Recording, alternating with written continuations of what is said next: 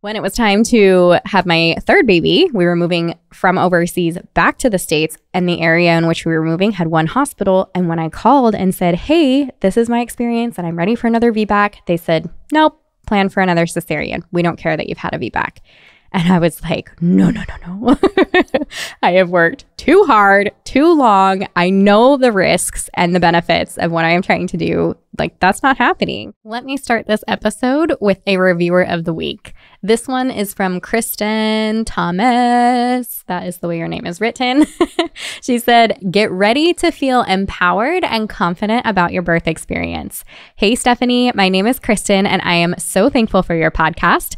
As soon as I was a day late for my period, I knew I was pregnant, and the first thing I did was try to find a podcast that fit what kind of birth experience I knew I wanted to have. I am so grateful that I found this so early in my very first pregnancy. I binged listened from the very first episode all the way to the most current episode, started at 4 weeks pregnant, and now I am 17 weeks. That is a lot of episodes. And I feel so empowered, knowledgeable, and confident to have a natural, unmedicated birth that I have always dreamt about. I knew I wanted this kind of birth experience before we even started trying, so I had my husband on board before we were even pregnant. Thank you for filling us with so much knowledge and helping us feel confident in all the choices we are making leading up to welcoming our first baby into our lives. I would love to come on and share my birth experience after baby comes in late November. Kristen, this is awesome. Thank you for your review. Thanks for being with me and for following along. I hope that you are putting all of these tips, tricks, information to practical use so that you are totally prepped for this birth coming up.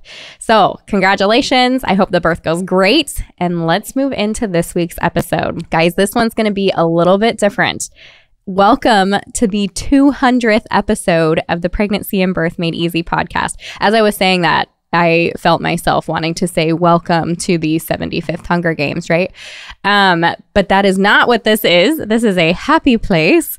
And if you can hear it, it's a little more hollow this week. I am in a house. We just moved again, which I'll get into in just a moment. But I'm actually in my old room recording, but there is nothing in here. So once I started talking, I was like, wow, you definitely sound a little bit hollow. So if that's what you're hearing, that's why.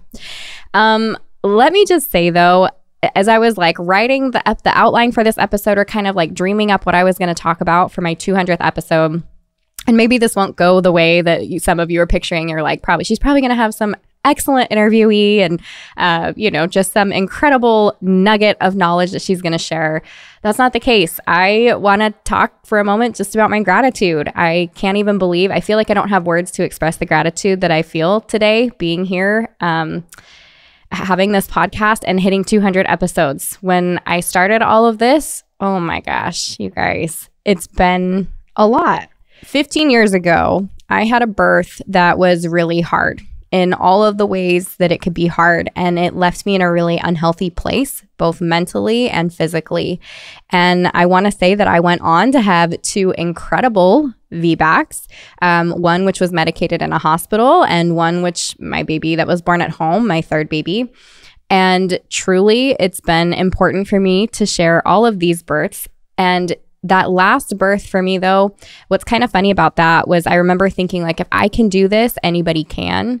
And I started telling that story to anyone and everyone that would listen. And literally, this birth has been heard around the world now, which is kind of incredible. So as I sit here today, we have over 1.6 million downloads for this podcast that continues to grow every day as you guys continue to share it with your friends or leave a review so other people can see it, or however it makes its way around. It has literally touched all parts of the world at this point, and that's pretty cool. So as I said, today's episode is just going to be a touch different. I want to take a brief moment and I want to touch on each of my births. I want to talk a little bit about my essential birth and kind of like a life update, which I don't think I've ever done on a podcast before. And so if you're like, this is not what I'm looking for, feel free to tune out and come in next week. But here's the thing. You guys have been along for the ride. You're here with me. I'm grateful for you. And this is an opportunity for you maybe to get to know me a little bit better in a way that I don't typically do. So let me walk you through how my birth journey started. And it's going to be a brief synopsis of these first couple births. But my first baby, and if you've heard my story before, he was born by cesarean. So I found out I was pregnant. I was excited to be pregnant. As it got closer and closer, and I'm like, oh shoot, this baby's got to come out, I started reading books or stories online, what I could find at the time. Like I said, it was 15 years ago. And I remember reading the beginning of this one book, and it was a birth story. And I was at work and I was just crying. And I was like, oh my gosh, that is the birth I want. When I read the story, I knew that was the kind of birth that I wanted. And the birth that was described in the story, as the mom was telling it, was she was in charge of her body. She knew how to work with her body. The people in the room were respectful of what she was doing. And even the people observing were like along for the ride. They were holding place. There were tears involved when baby was born, and joy. And her husband was there, and she had support. And that really resonated with me. All I could do was like, that is the birth that I want to have. Kind of fast forward, my husband and I took all of the hospital birth classes that were offered at my local hospital. They were useless in my opinion, which I'll get into in a second, but it did not prepare me for birth in any way. And then I reached out to local birth educators. And because by the time I had started thinking about this, I was so far along in my pregnancy, I maybe had like 6 weeks to go or so. A lot of people were like, look, I'm full, or otherwise. I had one lady who was like, I will meet with you on the weekends. I'm going to charge you this much extra, and it'll be, hours and hours on the weekend, which I was so grateful for. But at the same time, we were newlyweds. We were so broke, and my husband worked on the weekends, so it wasn't even an option. So I'm like, you know what? It's fine. I can do this. I will wing it. Women have given birth from the beginning of time. Why is it going to be any different with me? I've seen a couple of shows, like literally I was like, I can do this from what I've seen, heard, whatever. And so kind of fast forward into the birth, there were red flags that I had from my provider. You guys have heard me talk about those before, but one of which, when I was talking about going unmedicated, he said, well, women with size 5.5 shoe and smaller tend to have cesarean births. I'm literally in the office. Now, I don't know much about birth, but I knew that was a crock because I'm like, my grandmother was 4'10". I'm assuming she came from somebody that was short. Like, short people have lived from the beginning of time and birthed babies. So what are we talking about? But it was too late by that time, right? We're talking like 36, 37 weeks that I get to have this conversation with my provider. So anyways, what happens is during the night, I am waking up a lot to pee when it's like birth time, right? However, I couldn't tell, I'm like, oh wow, like I am peeing a lot. I can't tell if I'm peeing myself a little bit. And back and forth to the bathroom. I lost my mucus plug that morning. I remember running out to my husband. He had just left, closed the door for work. And I underwear down to my ankles. And I was like, Michael, something's happening. I lost my mucus plug. Again, I don't know the entire process of birth, but that was a big deal. I was like, ooh, something is happening. And so I call the hospital, of course, right? First time mom, and I haven't taken a birth class. I call the hospital and I'm like, this is happening. And they're like, oh, okay, pay attention. Are you having any contractions? Whatever. Also, I've had this trickle that I couldn't tell if I was peeing or not during the night. So they're like, yeah, pay attention to that. We'll probably have you come in and test your waters. So I, keeping track, can't really feel anything unless I'm super focused. They're about 10 minutes apart. Not a big deal. I take a couple hours because I wanted to shave my legs and eat something, right? So we get there, they test. Yes, it is amniotic fluid, the tiniest trickle. I am not in active labor. So then begins the cascade of interventions that you guys have all notoriously heard about. And so they put me on Pitocin, which I remember asking my nurse. I said, did my provider say I need it? Because if I don't need it, I don't want to be on it. She came back. She said, yes, he used the word need. I said, okay. So put me on Pitocin. Needless to say, my baby did not handle the Pitocin well. Anytime they tried to crank up the Pitocin, his heart rate would drop. So he went into distress after a very long time of laboring. It was well over 24 hours.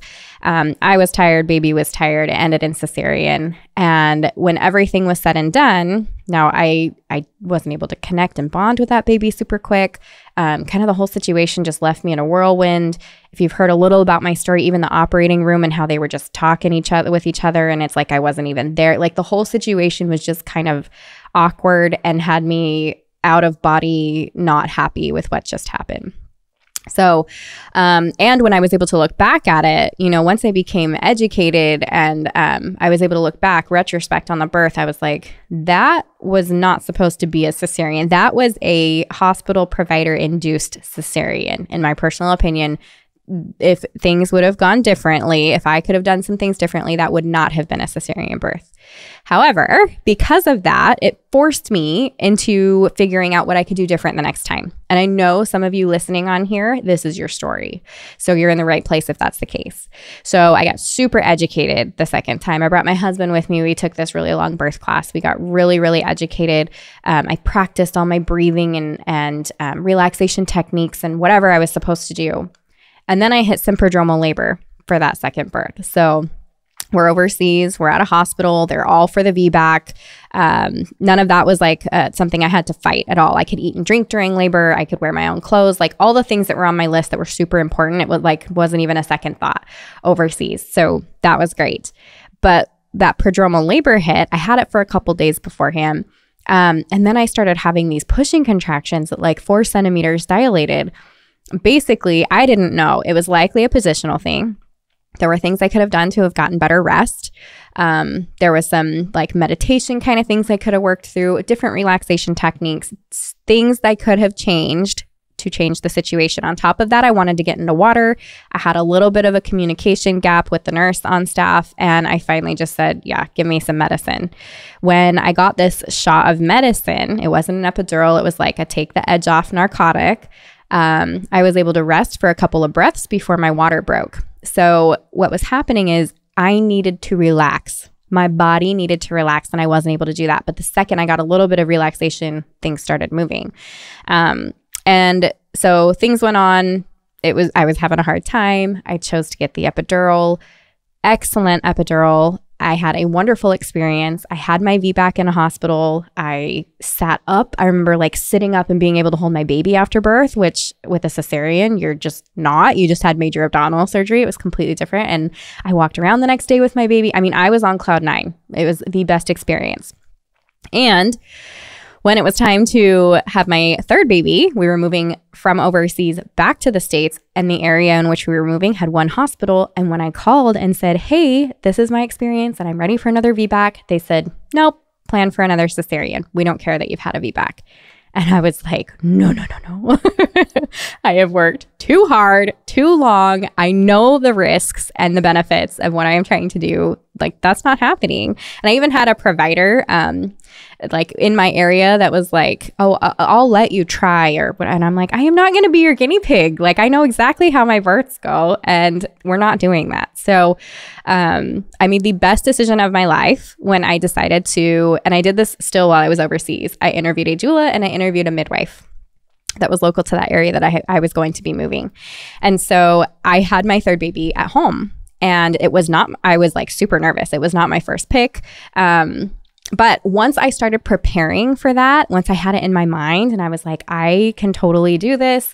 And I had that doula on my team, and my husband and I really worked hard and worked together this time. He's talked about that on the podcast before, where he was like, I know I can handle any situation, no big deal. And after the second birth, he was like, okay, let's, zone in, get really serious about how I need to support her. And so he did. He was excellent that way. I had my support. And the way that my labor went, 100%. So I had a week of prodromal labor, and then my contractions were never really closer than 6 minutes apart. And I mean, prior to pushing, all the way through transition into pushing. In fact, at one point I took a nap for 45 minutes and ended up in transition. Like, you try doing that at a hospital, particularly one that's already not VBAC friendly, and I would have ended up with a cesarean birth. Hands down, I don't guess for a second. I know that would have been my story.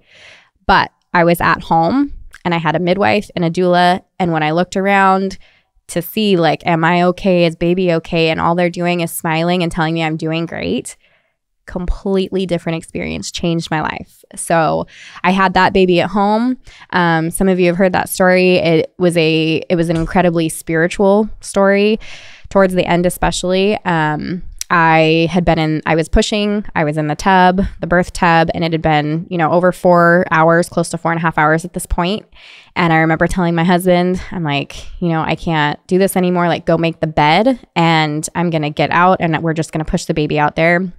And in my head, I'm like thinking, oh my gosh, like, do I need to transfer? And if I transfer, I'm going to have strangers in my room, and there's going to be bright lights, and then I'll be around providers that don't know me or care about me, or, might have their own ideas of why I'm here because I tried to home birth and whatever. And so once I walked myself through that, I was like, okay, husband, like go make the bed. I'm just going to get out of here and go upstairs and we'll have a baby. And so once he left for the first time during that labor, I said a prayer. And this is something that's important to me. Like I am a woman of faith. If you've listened to me before, like I have a personal relationship with my Father in heaven. But weird enough, all of that, right? I hadn't prayed at all for myself during this process. And so I pray and I'm like, just this quick, Heavenly Father, like I'm scared. I can't do this without you. And like I need help. And so my husband comes downstairs.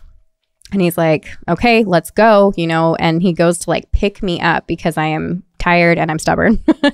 And I told him, no, it's happening. And I felt it. I felt that right after that prayer. And he came down and 2 pushes later, my baby was out. And so I had this incredibly spiritual experience where I truly felt help from the other side. I truly felt help from my Savior. I felt like I got to work through this really hard thing and then be delivered. It was just a really neat experience. But my baby was healthy. I was healthy. Everyone in the room, like the way that my room felt, it was incredible. And if you've experienced that before, you know exactly what I'm talking about. And if you haven't and you want to, you can. It is amazing. It's the best thing ever. And so I left that birth and I'm like, holy cow, if I can do this, anyone can do this. And they need to know that. Like now I have to shout it from the rooftops. Now I need to tell the world. And so that's where my calling to kind of spread the good news of birth came from. So shortly after that, I became a birth educator, which led immediately to me being a doula. And I fell in love with both of those things. I started networking. I reached out to other doulas. We kind of started our little relationship where we back each other up and we started these positive birth groups and all that. And that led into, I need to become a midwife. I am not doing enough. I need to, be on the front lines. And so I actually started midwifery school in Utah. And everyone can make fun of the fact that it's called midwifery. My friends give me grief about this all the time. I didn't name it. It's not midwifery school. It's midwifery school. Anyways. So I started midwifery school and I'm doing my first semester and I'm doing great. Straight A's, loving the work. And about 3/4 of the way into that semester, I realized I can't do this. I have little ones at home. They need me. I homeschool. I love my little guys. They need mom right now. This might be my calling later. In this moment, it is not. And at that time, that's when I got a call from Courtney, who reached out to me and said, hey, I have this idea.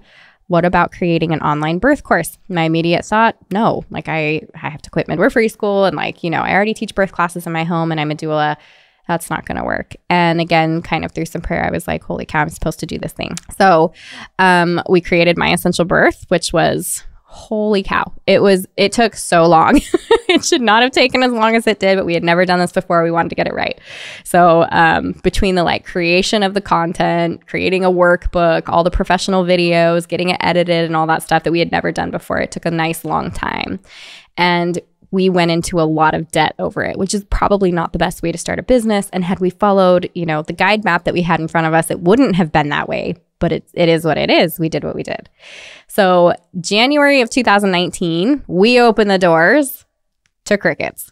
Nobody's interested. Nobody cares. And we were floored because we were like, no, we called people. We've done all the research. It's evidence-based and we had it reviewed by other people. We know the information's good. How come nobody is waiting, lined up, to purchase it? Because nobody knew about it. So we kind of laughed about that. At the time, it wasn't funny. I can laugh about it now.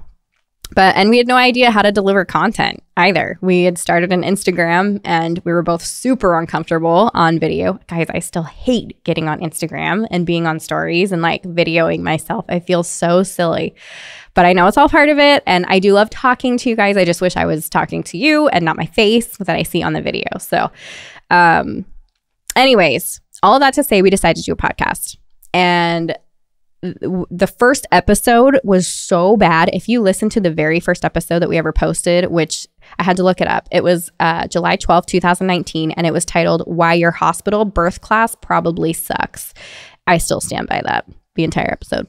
But the first episode, that's actually the second episode. However, it is our first, because the first one was so bad that when I had my sister listen to it, she was like, do not put that on anything live. Don't do it. And I totally agreed with her. I was like, oh, we're so bad at this. The audio was awful. Like what I was talking about was awful. I was stumbling over my word. Like it just was no good. It was good advice to not put that up there. The second one was better. They got better after that. There are videos and pictures of Courtney and I. At one point, we were at her husband's office and we had blankets over like we were trying to get the sound right, you know? So we were like under the desks with blankets over the desks and our microphones, like just trying to just have the quality be so much better. And even that didn't do it, but it was better than what we were doing. Now things are, you know, I hope a little better, except for now you've got a nice big echo for this episode. But so we aired that in July, and by August, it was like end of July that I told Courtney, I was like, look, we have spent all of this money. We were completely in debt. And I think it was August. August was the first month where I was going to have to start. It wasn't like we were paying debt with debt. You know, we were like using credit cards until they were maxed out to pay like our monthly subscriptions to like host our website and like whatever we were using, the podcast, whatever. And I told her, I'm like, I can't start taking, like August was going to be, I'm going to have to start taking from my family's personal account. And I can't do that. I've already had to stop teaching birth classes. I'm not doulaing because of how much time this has taken. I need to we're going to have to cut this. And I had a dream, which is sometimes how I receive personal revelation. I had this dream and it was basically, I won't go into the details of it. It's personal, but it was basically, keep going. You're right there. And I said, okay. And I was back in, and August was the very first month where we sold enough courses to pay just to cover the debts that we had created. So that is kind of how things started. And then every month past that, I never had to take from my family account. And that was huge. That was such a big deal. So the other thing that happened was, as we kept podcasting, this is how I started talking to you. I fell in love with this kind of communication. I could talk long form. I could tell you everything that was on my mind. If you listen to our early episodes, it was so fun having Courtney as a co-host. I felt like women could come and listen, and it was like you were sitting at a coffee table with us, just listening to us chat about birth stuff, but you were there and you were one of the friends and you were a part of it. And in fact, when I had to take this over on my own, it was so hard. I was like, I don't have anybody to talk to. Who am I going to talk to? Talk to myself. This is awful. I don't want to do this. But it got better, obviously. And I'm a little more comfortable with that now. But even early on, like I was doing my own editing, just everything. It was so like scrappy in the beginning. But so 2019 was awesome. If you guys were following all the way back then, like that was the first year. Like I did a half marathon that year. We launched our podcast. Like things are finally like flowing. Family stuff was going great. Like it was so good. And then 2020, not just me, but all of you too, like it just about killed me. And I mean, it was like trial on top of trial. It was not just because of what was going on in the world, but things shut down. Family stuff got hard. Later that year, my sister had a baby, and I drove in the middle of the night because she was like 34 weeks and a couple of days. Her home birth midwife could not legally attend her birth if she went into labor before 36 weeks. And so I'm like, well, I'm not letting her give birth alone. I packed up the kids middle of the night, drove to California from Utah, and talk about prodromal labor. She had it for over a month. She had 6 weeks of prodromal labor. So I was out there for 6 weeks, staying with my parents, had my kids with me. I was in a whirlwind of emotion. California was more shut down than Utah. It was just weird. So she has a baby. And then I came home, and we had some nieces and nephews that were having a rough go. And so we started taking them on the weekends. And then beginning of that next year, we had all of them in our home, and there were 3 of them, and I have my 3, and they were like in between ages. So we just had one every single age, and 6 of them. And we did that for 8 months. And then we split a couple of them up, and then we kept we kept the nephew, and the nieces split up. And then just towards the end of the year, things got crazy. They all ended up back at our house. We had them for Christmas. And then we ended up keeping one of the nieces, and the other two went with another family friend. It was just crazy. And I know it's just sometimes that's what happens. And we're grateful that we were in a position to help. And I love having them in my home. But it wasn't easy. And in some ways it was like a great thing, right? Because then it was like, it forced my husband and I were like, okay, we're having weekly date nights and we're scheduling, our house cleaning a little more clearly. And like, there were great things that came out of it, on top of the fact that we were serving and loving one another. But it was hard. It was a trying time. And then in 2022, which was last year, we moved across the country. So we moved from Utah. We moved all the way over here to Florida. We're in love with Florida. We have no plans to leave anytime soon. And then we just moved again last week, which once we made that decision and started packing, I just wanted to cry. Because I'm like, I can't do this again. The move was not as bad. I was being a little dramatic, but it was hard. And we're leaving like this big, beautiful house, and we're going to another beautiful home. But we're renting again. And the plan was to have purchased. And this is just how life goes. So this is like, in the background, when maybe you're like not seeing me as much on social media or whatever, like it's just life stuff that is happening. Meanwhile, I'm homeschooling the whole time. When we had our nieces and nephews, they were going to regular school. My kids they were homeschooled. And then I put my kids in school for a semester because I was going crazy with all the schedules. And now we're back to homeschooling. And now I have a teenager going into high school. Like, it's just kind of all over the place. But I think that's just life. And the reason I am sharing this with you, it's just kind of like time flies, and here we are. And it's just a glimpse into, this is the back end of my essential birth, And on top of that, let me say, Courtney and I in 2021, she decided she needed more time with family and had some family stuff she needed to tend to. And I took over my essential birth. That was so hard in itself. And then we added on all these other things. But I also think when we have experiences like that, it can be such a growing, uplifting, empowering situation. Doesn't feel like that when you're going through it, right? You kind of feel like you're like sludging through all the yuck. And then you get to the other side and you're like, wow, like I grew a lot, and I can't believe all the good that has come from this. And anyways, time flies. And now we have a postpartum program for you. So if you haven't checked that out, definitely go take a look. It's at myessentialbirth.com. And when you scroll down and you get into the birth course, we've got postpartum for you now too. So that's pretty awesome. Just with everything that's happened these last years, I just want to say thank you for those of you that have kind of followed along and buoyed me up along the way. Maybe you didn't know that you were doing that. I know I've shared with you a couple of you who have DM'd me at just these perfect times that I will just say something like, you have no idea how much I needed this today.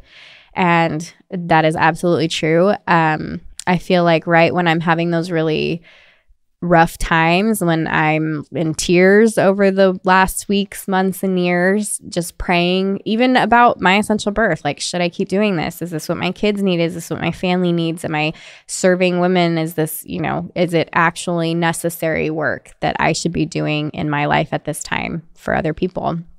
I'll get a message saying something from one of you that's like, what you're doing is so important, and I'm so grateful that God put you here and you're standing in your purpose, things like that. And I'm like, wow, you have no idea what that does when I'm feeling my lowest.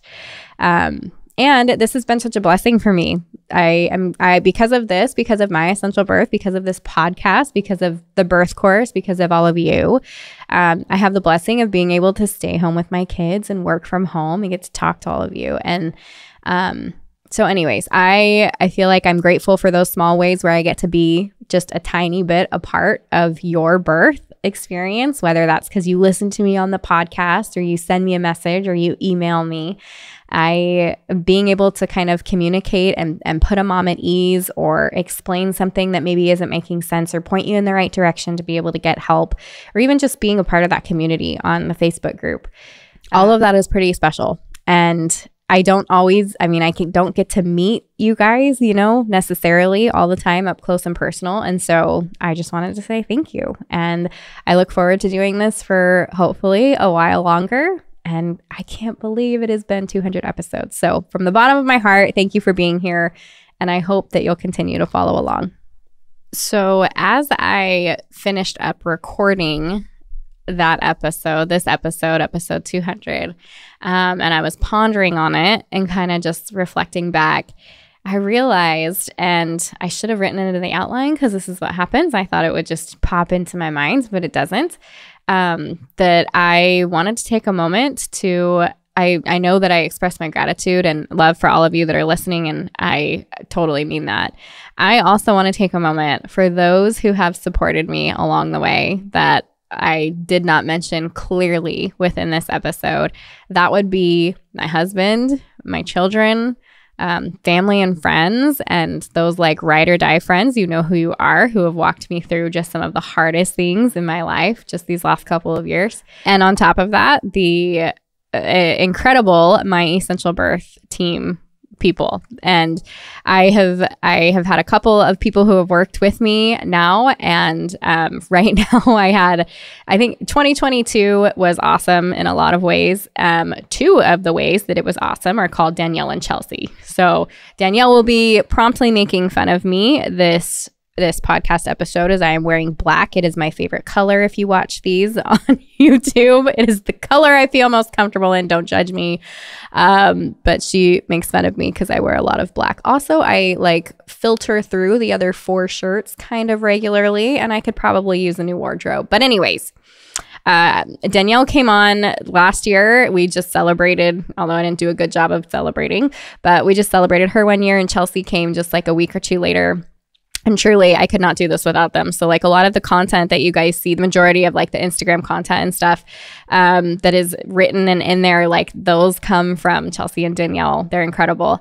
The emails, when you're getting responses right away on emails, if it's not coming from me, it's coming from Chelsea. And just my team is pretty dang incredible, down to podcast editing, video editing. I don't do this by myself anymore, which is really awesome. And also I am fully realizing I couldn't do this by myself. There's no way that I could carry the weight of everything that needs to happen within this business to be able to serve all of you women without these incredible people.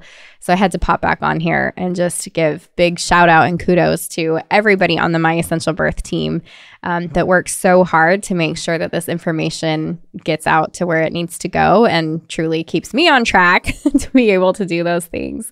So big shout out and lots of love to everybody involved with that.